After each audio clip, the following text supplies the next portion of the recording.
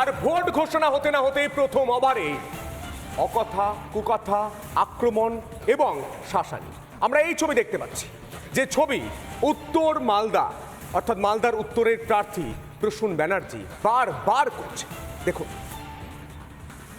জনতাকে সঙ্গে নেব, ডিটেনশন ক্যাম্পগুলো পুরো করে দেব।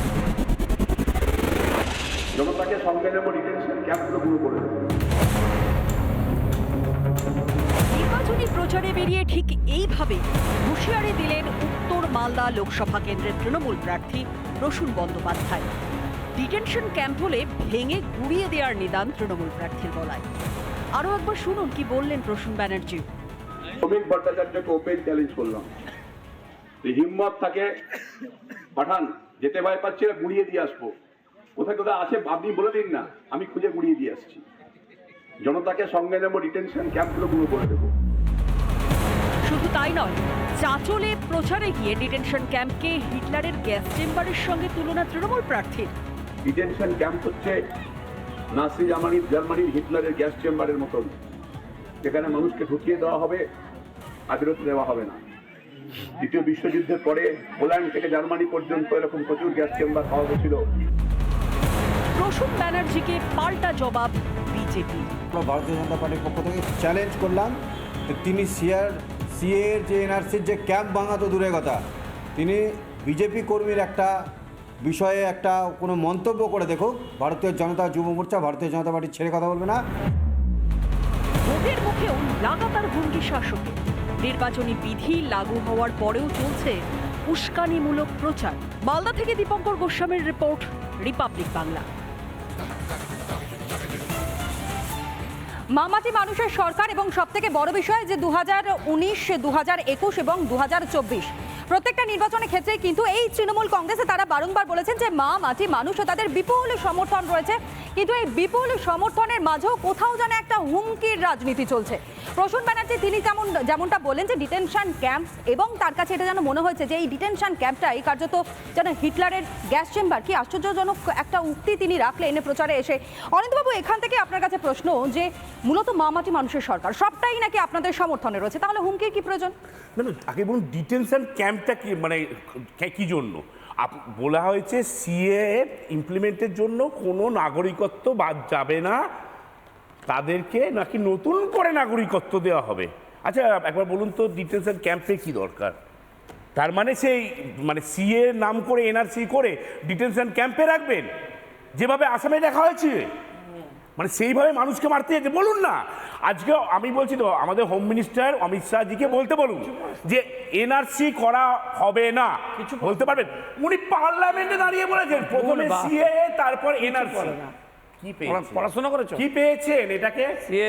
যেভাবে ইচ্ছে যা ইচ্ছে তাই করবো।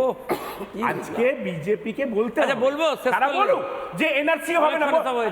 শঙ্কুদেব পান্ডা তো বলুক না আমাদের। কিন্তু হুমকিটা কেন? আপনি তো প্রসঙ্গ থেকে বেরিয়ে যাচ্ছেন, হুমকিটা কেন দেওয়া হচ্ছে? শঙ্কুবাবু, থ্যাংক ইউ।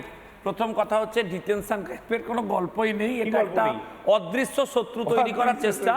দেখুন, প্রসূন বাবুর বক্তব্যে স্পষ্ট হয়েছে যে পুলিশই তৃণমূল আর তৃণমূলই পুলিশ। কি করে হলো? এর মধ্যে কোনো ডিফারেন্সেস কি করে হলো? যে গুন্ডার ভাষায় পরিভাষায় সদ্য প্রাক্তন একজন পুলিশ কর্মী কথা বলছেন, তাহলে সেই পুলিশ কর্মী কি ধরনের প্রশাসনিক ব্যবস্থা চালিয়েছেন তার থেকে স্পষ্ট হচ্ছে।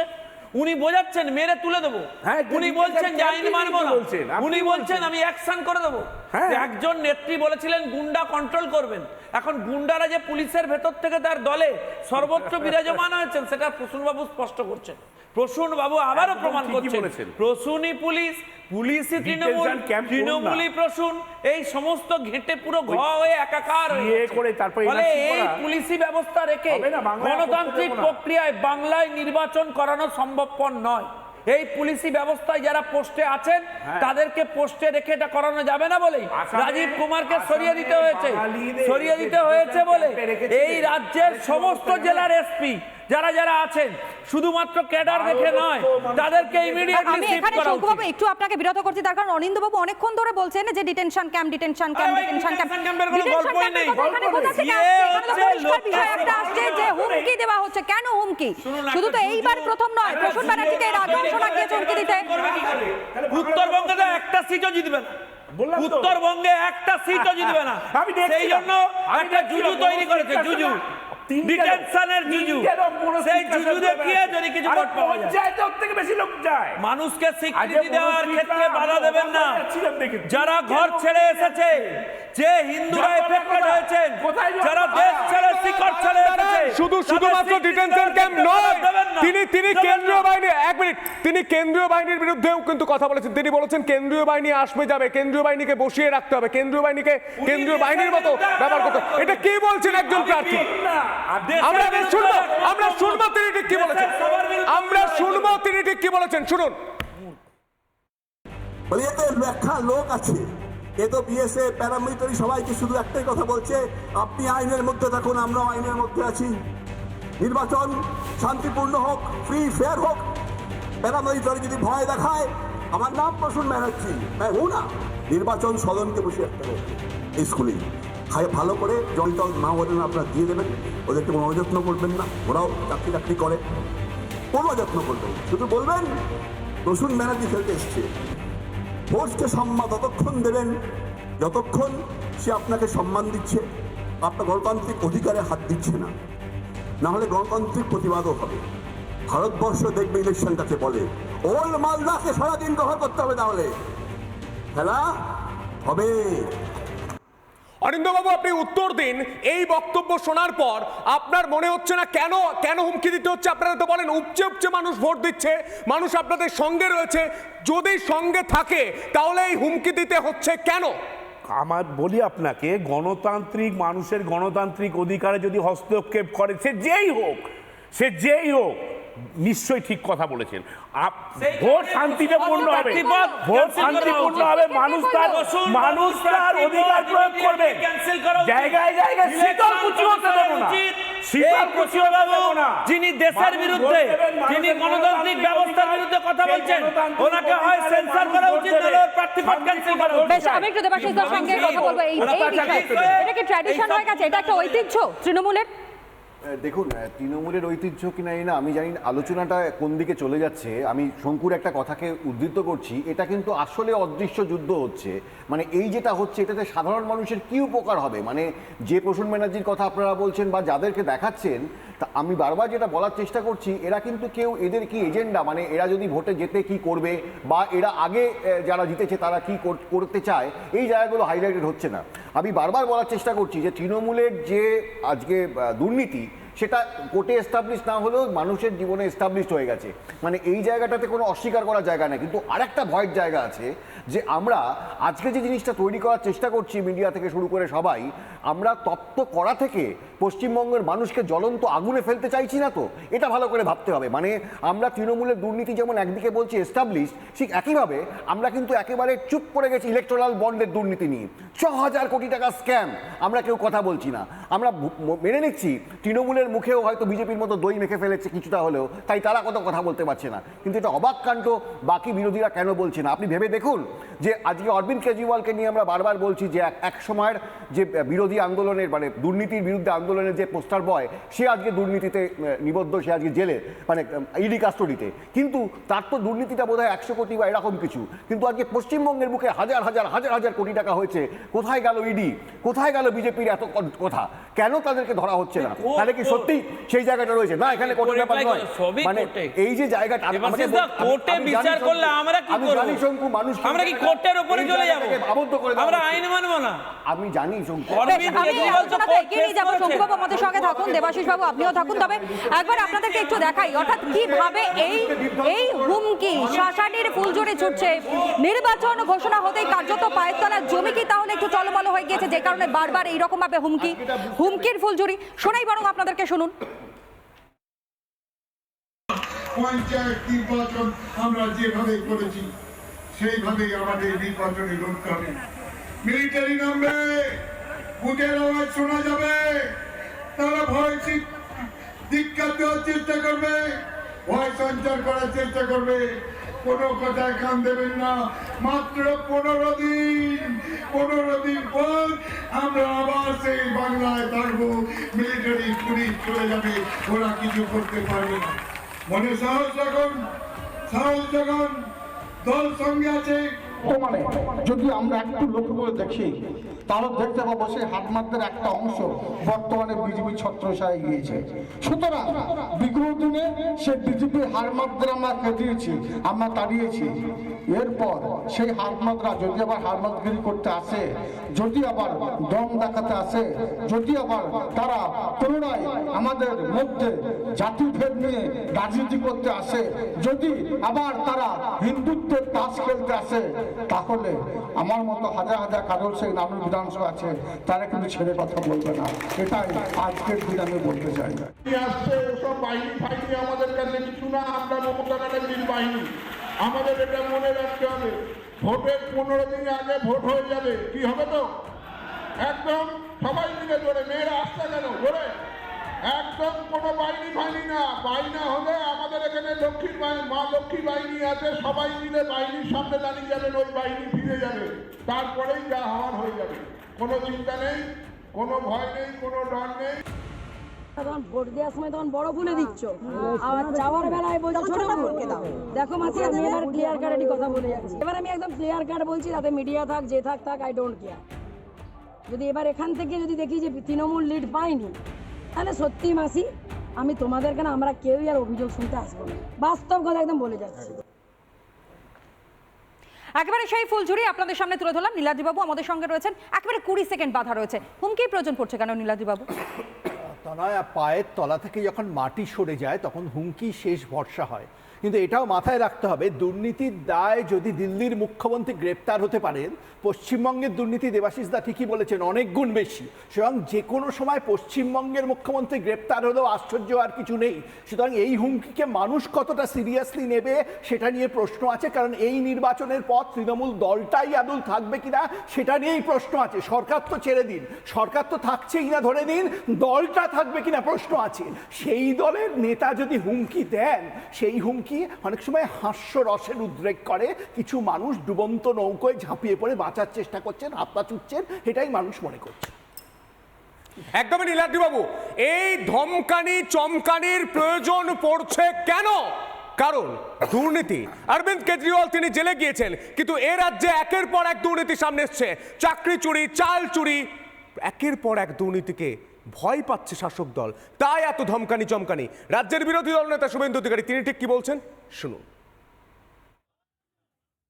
যতই করো কান্নাকাটি, ধরা পড়েছে মাফলার, এবার যাবে হাওয়াই চটি। হাওয়াই চটির পালা এসে গেছে, তাই হাওয়াই চটি জানে যে আমার অবস্থা কি হতে চলেছে। আপনারা কে আছে সিপিএম পার্টি? সিপিএমটা কোথাও আছে? আছে কোথাও?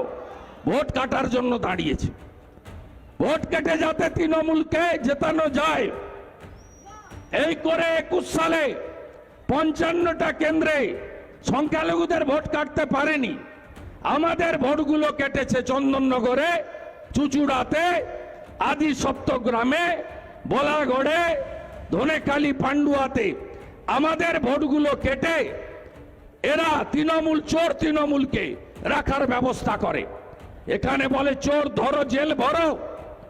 আর মীনাক্ষী শতরূপের জ্যাঠামশাই সীতারাম ইয়াচুরি পাটনা, মুম্বাই, বেঙ্গালুরু, দিল্লিতে এই চোর ভাইপোর সঙ্গে বসে কাটলেট খায়, ফিশ ফ্রাই খায়, কফি খায়, ইটিং মিটিং সেটিং করে। শঙ্কুদেব, রাজ্যের বিরোধী দলনেতা শুভেন্দু অধিকারী তিনি বলছেন যতই করো কান্নাকাটি, এবার মাফলারের পর হাওয়াই চটি। কি মনে হয় শাসক কি ভয় পেয়েছে এত দুর্নীতির জন্য, তাই ধমকানি চমকানি? দেখুন, এদের একটা ধারণা ছিল যে দুর্নীতি করলে যেহেতু আমি মুখ্যমন্ত্রী হয়ে বসে আছি, আমায় কেউ টাচ করতে পারবে না। কিন্তু এরা ভুলে গেছে যে আইনের ঊর্ধ্বে কেউ নয় এই দেশে, সবাই আইনের ভেতরে থাকেন। আসলে পশ্চিম বাংলায় তৃণমূলের আইন চলে, ফলে তৃণমূল ভাবে যে যা খুশি করব, কেউ কিছু করতে পারবে না। শুনুন না, এখন উত্তেজিত হচ্ছেন, আবার পুরো কথা শুনছেন না। এটা হচ্ছে ভয়ের প্রকাশ, এগুলো হচ্ছে ভয়ের প্রকাশ, ভয়, আতঙ্ক, পাছে ভয়।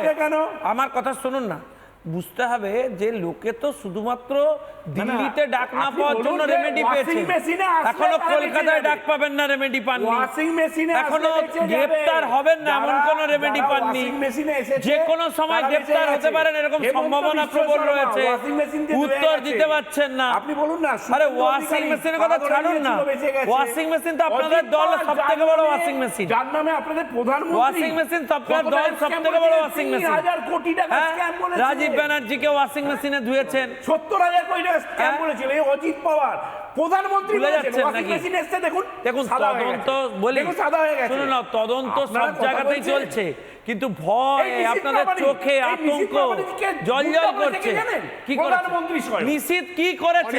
অনিন্দ্যদা, আপনাদের উদয়ন গুহ তো খুনের আসামি, স্বয়ং বলেছেন মানুষ তিনি খুন করেছে উদয়ন গুহ, অনিন্দ্যদা, তাকে মন্ত্রী বানিয়েছে, আবার বড় বড় কথা বলছে। দেখুন, আজকে যে হ্যাঁ? প্রধানমন্ত্রী বলছেন নিশীথ প্রামাণিক গুন্ডা, হুমকি ছাড়ার রাস্তা নেই তো ওয়াশিং মেশিনে যারা অনিন্দ্যদা, আপনাদের হুমকি ছাড়ার কোনো রাস্তা নেই তো, আপনি সেটা পরিষ্কার করছেন। এ ভয় পেয়েছে, ভয় বলছি পেয়েছে। তো যে নিশীথ না না, প্রামাণিক আমি এক বলুন, সেকেন্ড, সরাসরি আমি একটা লাইন বলতে যাই, একটা লাইন, আমি 10 সেকেন্ড, 10 সেকেন্ড, অনিন্দ্যবাবু 10 সেকেন্ড, অনিন্দ্যবাবু 10 সেকেন্ড, 10 সেকেন্ড, না না 1 সেকেন্ড, 10 সেকেন্ড, 10 সেকেন্ড, অনিন্দ্যবাবু 1 সেকেন্ড। আমার বক্তব্য হচ্ছে, দেখুন, হুমকি বা আতঙ্কের কোনো জায়গা নেই, তার কারণ আপনি দেখেছেন যে অরবিন্দ কেজরিওয়ালও নিচের কোর্ট থেকে উপর পর্যন্ত স্যাটিসফাই করার জায়গা পেয়েছেন, কিন্তু কোর্ট তাকে রেমেডি দেননি। আপনারাও স্যাটিসফাই করে করে যাচ্ছেন, একদিন দেখবেন আপনাদেরও রেমেডি দেবে না, তখন আপনাদেরকে জেলে যেতে হবে, কিছু করার নেই, এটা সিস্টেম। আপনাদের যদি এত অভিযোগ আমাদের বিরুদ্ধে থাকে, আপনারা কোর্টে যান, রেমেডি পাচ্ছেন না কেন কোর্টে? তার জন্য তো পাচ্ছেন না কেন যাদের বিরুদ্ধে অভিযোগ? কেন রেমেডি পাচ্ছেন না? কারণ তাদের বিরুদ্ধে অভিযোগ মিথ্যে, আর আপনাদের তৃণমূলের বিরুদ্ধে অভিযোগ সত্যি, তাই তৃণমূল জেলে যাওয়ার ভয় পায়, তাই পার্থ চট্টোপাধ্যায় জেলে থাকে, তাই ওখানে সরাসরি হচ্ছে বালুবাবু জেলে থাকে, তাই গোটা মন্ত্রিসভা জেলে থাকে, আর মাথাও জেলে যাবে। বাবু, একটা বিষয় তো স্পষ্ট যে নিজের বেলায় আটিসাটি আর পরের বেলায় দাঁত কাপাটি, আমরা যেটা প্রচলিত কথা আমরা জানি। দেবাশিস বাবু, ঠিক একদম আপনি ঠিক বলছেন। এটা কিন্তু আমি বিজেপি এবং তৃণমূল দুজনের ক্ষেত্রেই বলবো যে রাজনীতিটাকে এরা একেবারে অর্থনীতির সঙ্গে মিলিয়ে ফেলেছে, এবং তার ফলে সাধারণ মানুষের জন্য যেগুলো করা দরকার সেগুলো আর কোথাও হচ্ছে না। এখন ভোটে জেতা মানে এই যে জনসেবার জন্য সবাই যে উদ্গ্রীব হয়ে পড়ছে, এই জনসেবা করা মানে নিজের পকেট ভরা এবং নিজের সাম্রাজ্য বৃদ্ধি করা, এটা কিন্তু দেখা যাচ্ছে সব জায়গায়। মানে যেটা অনিন্দ্য বলছিল, আমি তৃণমূলকে হয়তো সমর্থন করি না কোনো জায়গা থেকে, কিন্তু এটা তো ঠিক যে অজিত পাওয়ারের কথা বারবার বলার চেষ্টা করছে, সেই অজিত পাওয়ার 70,000 কোটি টাকার স্টেট দুর্নীতি, 25,000 কোটি টাকার স্টেট কোঅপারেটিভ দুর্নীতি, এবং একটা সময়